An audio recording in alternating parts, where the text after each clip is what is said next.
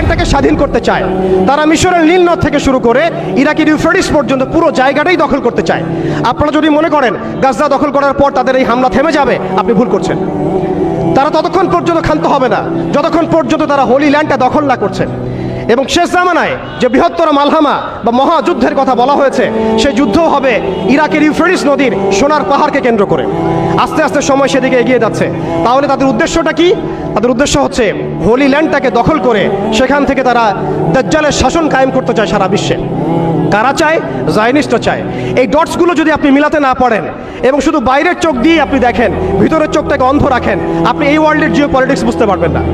শুধুমাত্র বাহ্যিক স্টাডি দিয়ে, বাহ্যিক জিও পলিটিক্স পড়াশোনা করে, বাহ্যিক ইকোনমিক্স পড়াশোনা করে আপনি এই ওয়ার্ল্ডের প্রকৃত জিও পলিটিক্সকে মেলাতে পারবেন না।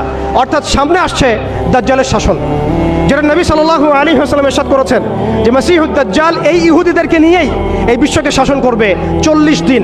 কতদিন?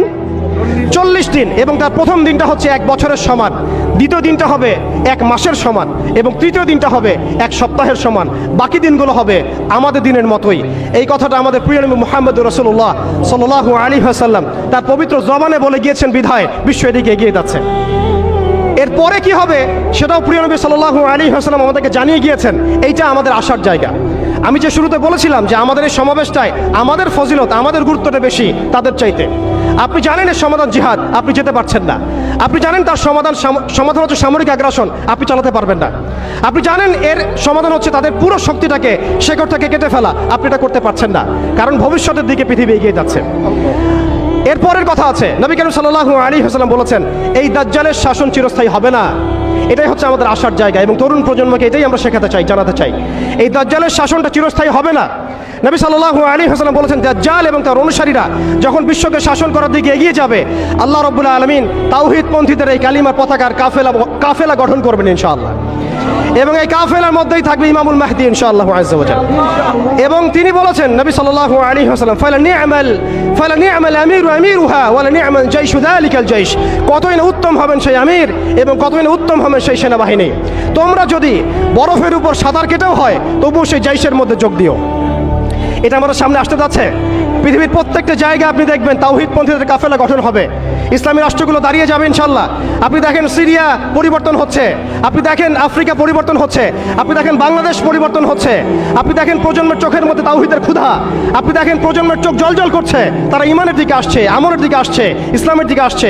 সময়, time is closing down to the আখিরুজ জামান ইনশাআল্লাহু আযজা ওয়া জাল্লা।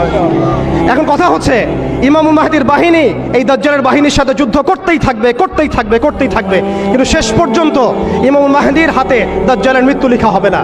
আল্লাহ রাব্বুল আলামিন এই মিথ্যা মাসিহকে মেরে ফেলার জন্য, ধ্বংস করার জন্য আসমান থেকে সত্যিকারের মাসিহ ঈসা আলাইহিস সালামকে পাঠাবেন এই সিরিয়ার মধ্যেই ইনশাআল্লাহ। এই কথাগুলো আমাদের অনেক ভাই বুঝেন না, অনেক ভাই জানেন না, স্টাডি করতে চান না। তারা শুধুমাত্র একটা হাইপকে কেন্দ্র করে কথা বলতে চান। বিশ্ব এদিকে এগিয়ে যাচ্ছে।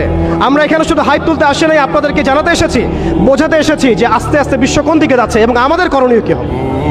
এবার আসেন, এটা ভবিষ্যৎবাণী শুধু নয়, নবী সাল্লাল্লাহু আলাইহি ওয়াসাল্লাম অকাট্য ভবিষ্যৎবাণী। তিনি বলেছেন ঈসা আলাইহিস সালামের হাতে যেই ফিলিস্তিনে আজকে মজলুম বোনদেরকে শহীদ করা হচ্ছে, বাচ্চাদের মাথার খুলি উড়িয়ে দেওয়া হচ্ছে, আমাদের ভাইদেরকে জীবন্ত পুড়িয়ে মারা হচ্ছে, ওই ফিলিস্তিনের লিখে রাখেন আপনারা, মিডিয়া দিয়ে প্রচার করে দিয়েন, এই ফিলিস্তিনের বাবে লুত নামক জায়গায় তাদের মিসায়াহ, তথাকথিত মিসায়াহ মাসিহুদ দাজ্জালকে ঈসা আলাইহিস সালাম হত্যা করবেন ইনশাআল্লাহ। পৃথিবীর কোন শক্তি, কোন ন্যাটো, কোন ইউনাইটেড নেশনস, কোন ইউরোপিয়ান ইউনিয়ন, কোন IMF, কোন ওয়ার্ল্ড ব্যাংক, কোন সাম্রাজ্যবাদী শক্তি এই ভবিষ্যৎবাণীকে ঠেকাতে পারবেন ইনশাআল্লাহ। আপনি ওদেরকে চেষ্টা করতে দেন। সারা পৃথিবীর সমস্ত মুসলমানকে যদি এখন তারা মেরে ফেলে, তবু এই অকাট্য ভবিষ্যৎবাণী ইনশাআল্লাহ তাআলা তারা পাল্টাতে পারবে না।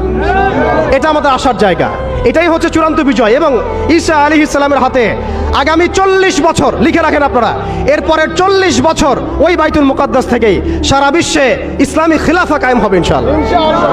যে খিলাফা শব্দটা এখন রাজনৈতিকভাবে আপনারা নিতে পারেন না, হজম করতে পারেন না।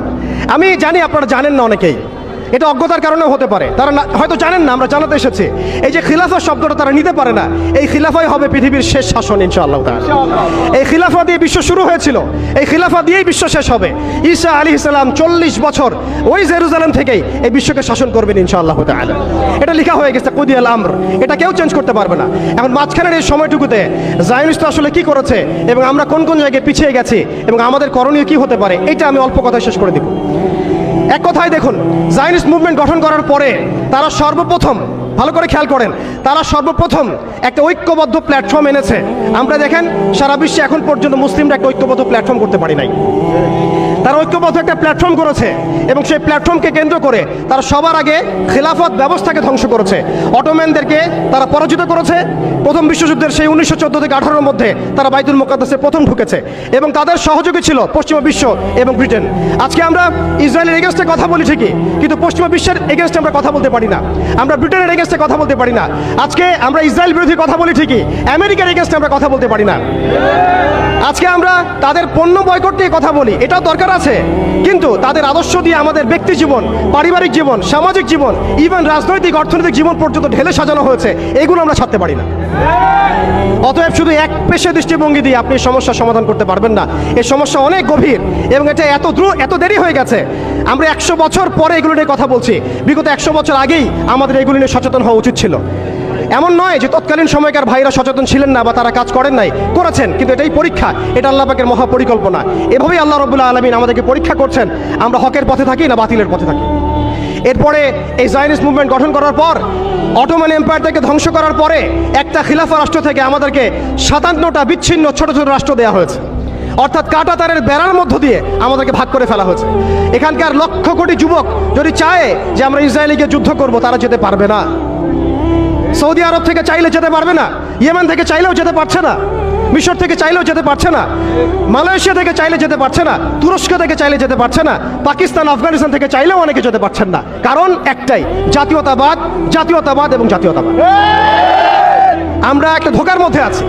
ওরা আমাদেরকে 4টা গোলক ধাঁধায় ফেলে রেখেছে। অটোম্যানদেরকে ধ্বংস করার পরে, খেলাফা ব্যবস্থা ধ্বংস করার পরে যারা আমাদেরকে 4টা দেবতা দিয়ে দিয়েছে। আমি শব্দটা দেবতা বললাম এই অর্থে, কারণ এই মন্ত্রগুলোর আমরা তন্ত্র মন্ত্রগুলোর পূজা করছি আমরা। ওই আইয়ামে জাহিলিয়াতে যেমন ছিল লাত, ওজ্জা, হবল আর মানাত, সেই আইয়ামে জাহিলিয়াতে যেমন ছিল লাত, ওজ্জা, হবল আর মানাত, ঠিক এইভাবে খেলাফত ব্যবস্থা ধ্বংস করার পরে তারা আমাদেরকে প্রথম দিয়েছে জাতীয়তাবাদ, ন্যাশনালিজম। এর মধ্য দিয়ে আমাদেরকে বিভক্ত করে ফেলেছে তারা। আপনি চাইলেও তাদের সাথে আপনি যোগ দিতে পারবেন না, আপনি চাইলেও হামাসের ভাইদেরকে সাহায্য করতে পারবেন না, আপনি চাইলেও মাজলুমদের পাশে দাঁড়াতে পারছেন না, কারণ কাঁটাতারের বেড়া দিয়ে আপনাকে আটকে দেওয়া হয়েছে। এরপরে ওরা আমাদেরকে গিলিয়ে দিয়েছে ধর্মনিরপেক্ষতাবাদ। এই মতবাদ দিয়ে মানুষকে ধর্মীয় জীবনে ইসলামের মধ্যে সীমাবদ্ধ করা হয়েছে। রাজনৈতিক জীবন, অর্থনৈতিক জীবন, সামাজিক জীবন, শিক্ষা এবং সংস্কৃতির মধ্য থেকে ইসলামকে বিদায় ঘটানো হয়েছে। এটা হচ্ছে একটা কুফরি মতবাদ, শিরকি মতবাদ। এরপর দেওয়া হয়েছে আমাদেরকে কমিউনিজম। আমাদের অনেক ভাই এটা বুঝেন না, এটা একটা বৈশ্বিক পুঁজিবাদ। এর মধ্য দিয়ে আপনাকে সুদখোর বানানো হয়েছে এবং নাস্তিক বানানো হয়েছে, আল্লাহ থেকে আপনাকে সরিয়ে ফেলা হয়েছে। কালিমার পতাকা লা ইলাহা ইল্লাল্লাহ মুহাম্মাদুর রাসূলুল্লাহ থেকে আপনাকে সরায় দেওয়া হয়েছে। এরপরে একটা মতবাদ দেওয়া হয়েছে তথাকথিত গণতন্ত্র। এই গোলক ধাঁধায় আমরা অনেকে পড়ে গেছি। এই তথাকথিত গণতন্ত্রগুলো, ধর্মনিরপেক্ষতাবাদ, জাতীয়তাবাদ, এই কমিউনিজম, এই সমস্যার হাল আপনাকে কখনোই দিবে না। এরা আপনাকে একটা গোলক ধাঁধায় ফেলে রাখবে। এরা আপনাকে চারতন্ত্রের পূজায় লিপ্ত রেখেছে এবং এর মধ্য দিয়ে আপনাদেরকে ইন্টারনালি তারা ব্যস্ত রেখেছে।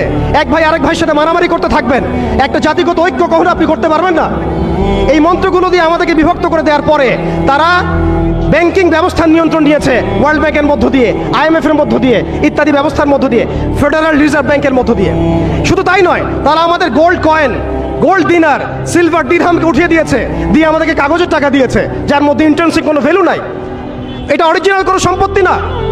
এরপর তারা আমাদেরকে কান্ট্রিতে তো বিভক্ত করেছেই, তন্ত্রমন্ত্র গিলিয়েছেই, ব্যাংকিং ব্যবস্থা তো দখল করেছেই, ইউনাইটেড নেশনসও গঠন করেছে, সমস্ত বড় বড় মিডিয়াগুলো তারা হাতের কবজার মধ্যে নিয়ে এসেছে। আপনি খেয়াল করে দেখেন, পুরো বিশ্বে মিডিয়া দিয়ে তারা যুদ্ধ চালিয়েছে, পুরো বিশ্বে মিডিয়া দিয়েই তারা মুসলমানদেরকে জঙ্গি সন্ত্রাসী বানিয়েছে। পুরো বিশ্বে বড় বড় মিডিয়াগুলোর মধ্য দিয়ে তারা মুসলমানদেরকে জঙ্গি এবং সন্ত্রাসী বানিয়েছে। এটা সত্য কথা, সবাই জানি আমরা এগুলো। আমরা সত্যের পথে দাঁড়াই, এখনো সময় আছে, আল্লাহ পাক আমাদেরকে বোঝার তৌফিক দান করেন। এরপর তারা প্রযুক্তিগত নিয়ন্ত্রণ নিয়েছে। আপনি দেখেন AI সিস্টেমের মধ্য দিয়ে ঘরে বসে কিবোর্ডের একটা ক্লিপের মধ্য দিয়ে দূর থেকে একটা মানুষকে বোম মেরে উড়িয়ে দিচ্ছে। আপনি এটাকে কিভাবে নিচ্ছেন? এরা প্রযুক্তিগত উৎকর্ষের দিকে এতদূর চলে গিয়েছে যে ঘরে বসে তারা যে কোনো মানুষকে হত্যা করার এখতিয়ার নিয়ে নিয়েছে। সমস্ত মুসলিমদের ডেটা, সমস্ত মুসলিমদের তথ্য, সমস্ত মুসলিম কান্ট্রির ইন্টারনাল যে অ্যাক্সেসগুলো, এই সমস্ত কিছু তাদের নখদর্পণে চলে আসছে শুধুমাত্র প্রযুক্তিগত উৎকর্ষের মধ্য দিয়ে। শুধু তাই নয়, ব্যাংকিং সিস্টেম, প্রযুক্তিগত উৎকর্ষ, মিডিয়া ছাড়াও তারা শিল্প, সংস্কৃতি এবং আদর্শগত দিক থেকে আমাদেরকে তাদের দাস বানিয়ে দিয়েছে। এইভাবে আস্তে আস্তে আস্তে আস্তে, একদিনে নয় ভাই, প্রিয় ভাইয়েরা, তাওহীদি জনতা, একদিনে নয়, বিগত প্রায় 100 বছর তারা এইভাবে মুসলিমদেরকে দমন পীড়নের মধ্য দিয়ে, একটা বড় মাস্টার প্ল্যানের মধ্য দিয়ে শুধুমাত্র একটা কাজই করে যাচ্ছে, তারা মাসিহুদ দাজ্জালের আগমনের জন্য এই পবিত্র ভূমির জায়গাটাকে উন্মুক্ত করছে। এর বেশি আর কিচ্ছু না, এর বেশি আর কিচ্ছু না। আপনি যত কিছুই Milan, dot Milan, United Nations Milan, European union Milan, ওদের প্রযুক্তিগত উন্নয়ন মিলান, মানুষ চাঁদে যাচ্ছে, মঙ্গলে যাবে, ঠিক আছে, গণতন্ত্র কায়েম হবে, ইত্যাদি ইত্যাদি, ইলেকশন হবে, যা কিছু আপনি মিলান, আখিরুজ জামানের কনক্লুশন এখানে গিয়ে মিলবে। অতএব আমাদের সবাইকে আমাদের ভিতরের চোখটাকে উন্মুক্ত করতে হবে। এই সময়টুকুর মধ্যে আমরা এই গোলকধাঁধার মধ্যে পড়ে গেছি, এটা আমাদের পরীক্ষা। এর মধ্যে শুধু 100 বছরে একবার দুইবার নয়, দফায় দফায় আমরা ক্যালকুলেশন করেছি, প্রায় 300 থেকে 400টা জেনোসাইড তারা ঘটিয়েছে এই গাজার মধ্যে, এই রাফার মধ্যে, এই ফিলিস্তিনের মধ্যে, এই বাইতুল মুকাদ্দাসের আশেপাশের জায়গাগুলোর মধ্যে। বিশ্ব মিডিয়া নীরব। আপনি বলেন, অনেস্টলি বলেন, তাদেরকে সহযোগিতা করেছে কারা? পশ্চিমারা। তাদেরকে অস্ত্র দিয়েছে কারা? ব্রিটেন। তাদেরকে সামরিক সহযোগিতা কে দিয়েছে? এই আমেরিকা। তাদেরকে ব্যাংকিং সিস্টেম কে দিয়েছে? এই পশ্চিমারাই। তাদেরকে মারণাস্ত্র তুলে দিয়েছে কারা? শিশুদেরকে বম্বি করার এখতিয়ার কারা দিয়েছে? তাদেরকে কারা এইভাবে শক্তিশালী করেছে? উত্তর এক কথায় আসবে, পশ্চিমারা, পশ্চিমা বিশ্ব, আমেরিকান রেজিম এবং এই জায়নিস্ট মুভমেন্ট। অতএব আপনাকে আমাকে সতর্ক হতে হবে, আমরা শুধুমাত্র যেন ইসরায়েলকে আমাদের শত্রু হিসেবে চিহ্নিত না করি, বরং ইসরায়েলের সাথে যারাই হাত মিলিয়েছে এবং যারাই তাকে বন্ধুরূপে গ্রহণ করেছে, এই শত্রুদেরকেও আমাদেরকে শত্রু হিসেবে চিহ্নিত করতে হবে। একটা কথা স্পষ্ট করে জেনে রাখবেন, আপনার শত্রু এবং আপনার শত্রুর বন্ধু আমার শত্রু। আমাদের শত্রু যেমন আমাদের শত্রু, ঠিক আমাদের শত্রুর বন্ধু আমাদের শত্রু।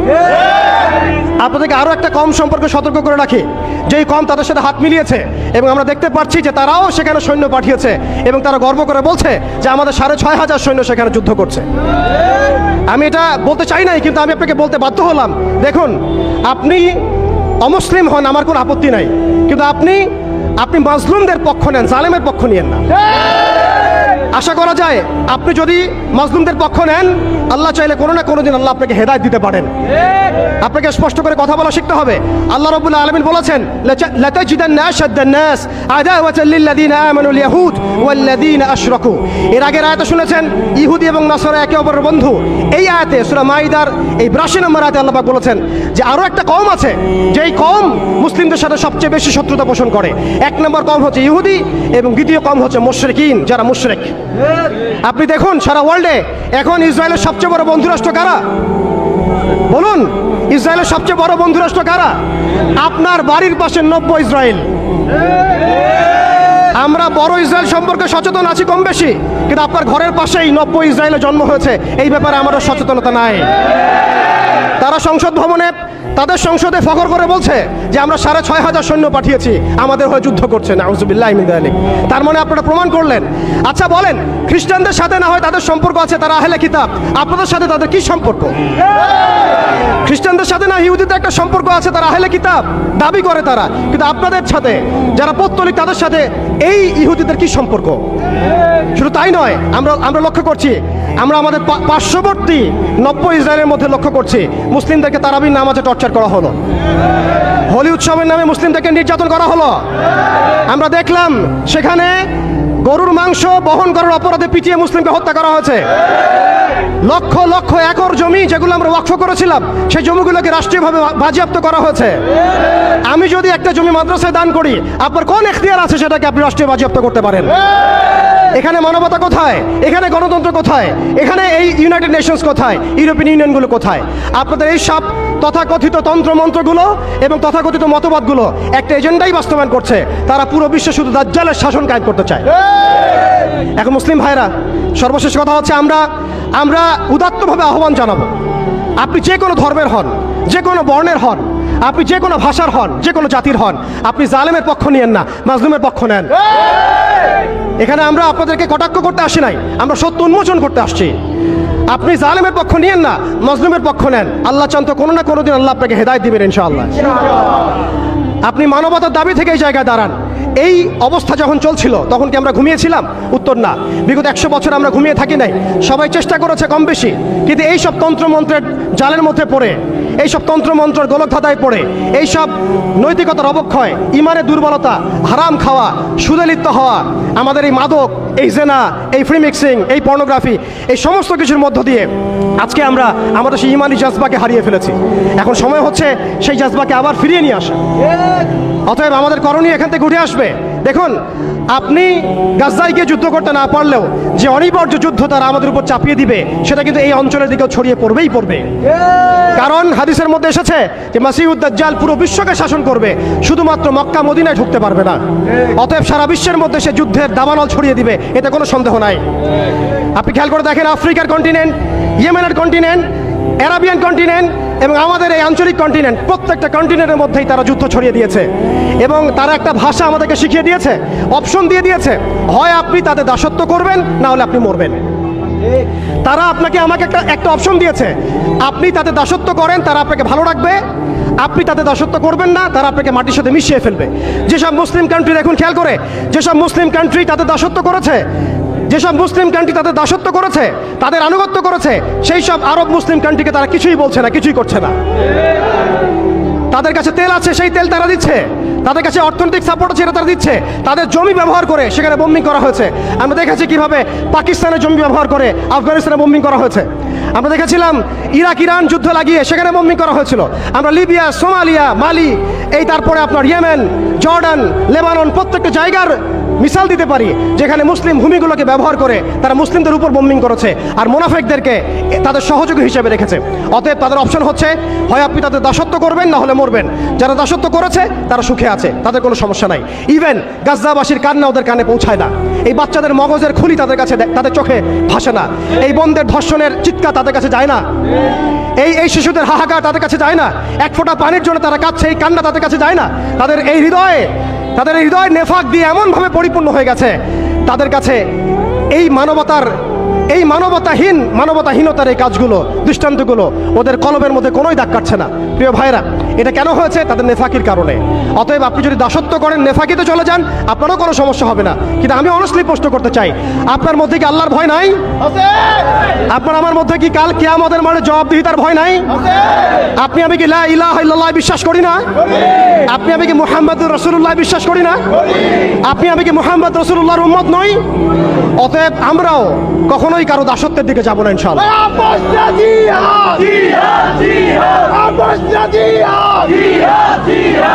আমরাও ইনশাআল্লাহ তাআলা কোশ্চিনকালে এই জায়নিস্ট মুভমেন্টের, এই পশ্চিমাদের, এই দাজ্জালের অনুসারীদের দাসত্বের মধ্যে কখনো যাব না ইনশাআল্লাহ। তারা আমাদেরকে অপশন দিয়েছে, হয় দাসত্ব করো, না হলে মরো। আমরাও বলে দিব, আমরা ইনশাআল্লাহ তাআলা শহীদ হয়ে যাব, তবু তোমাদের দাসত্ব করবো না ইনশাআল্লাহ।